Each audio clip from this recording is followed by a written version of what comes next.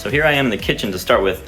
I'm leaning against the stove here, and from where I'm at right now, I've got two good views. So out to the west, I've got a big window, and down to the south end of the city, I've got a good window. So lots of natural light. And that's a recurring theme with this apartment is there's good windows and views from pretty much every single room.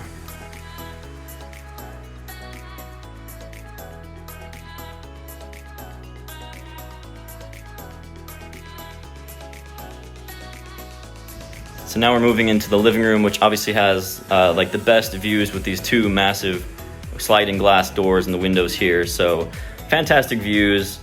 These big windows here do not have screens. So when I do leave them open, dust and bugs can come in. And I'll talk more about that later. I'm gonna put one of the tables right here so it kind of gives me a good workspace so I can sit right in front of the big windows and enjoy the view while I'm on my computer or something like that.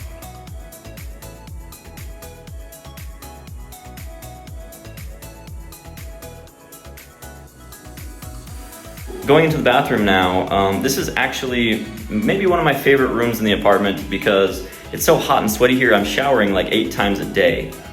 So like every other room in this apartment, it has an amazing view. So I can actually just take a shower with the view, and I don't bother to close the blinds because I'm on the top floor here, so nobody can really see in here. So the window is always open, and I just love how big and open this bathroom is. It's amazing.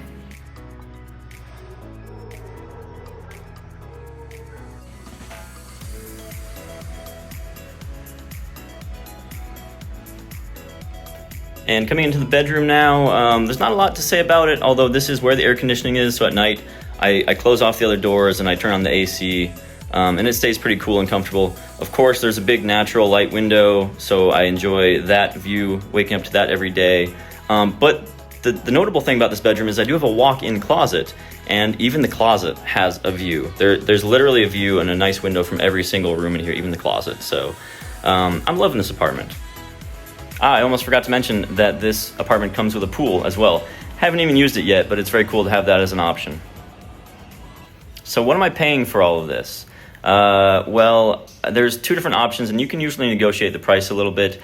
If I did a 1-year agreement, it would be $300 a month, but I'm doing a 6-month agreement, and it's $330 a month. I've been here for about a week, and so far I'm still really enjoying the apartment, but it's not perfect. There are some issues.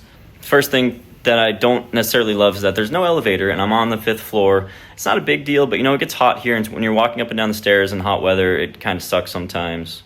Going along with the hot weather theme, you can probably tell I'm a little bit sweaty right now.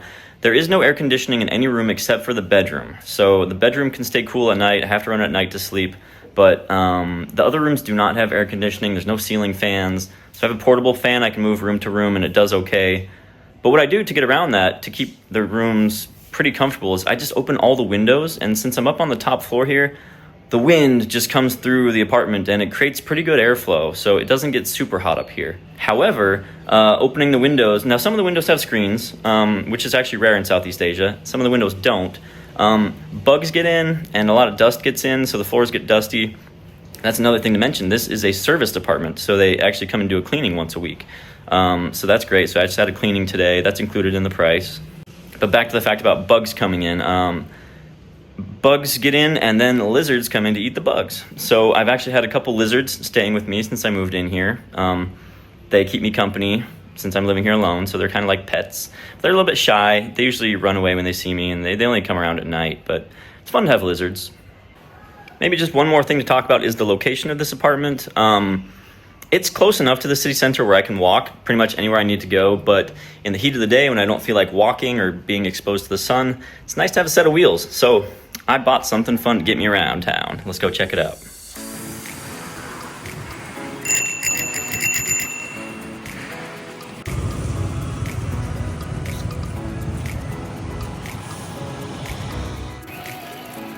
Check out this lean, mean pedaling machine. I spared no expense on this. Japanese engineered 3-speed, which, you know, I never even get it in 3rd gear. I don't need it. No, but seriously, so I picked up this bike used for like $60, and it's really all I need, because from my apartment to the city center, walking is 30 minutes, and I never really go further than that. So getting a bike can cut that time down to like 10 minutes. And I just use it during the heat of the day, because at night I still like to walk, but you know, when it's hot and I just need to scoot to the market or to the gym and back and forth, it's kind of nice to have a bicycle. So no need for a motorbike in my opinion. So this bicycle is great for 60 bucks. Saves me time and money. So pretty happy with it.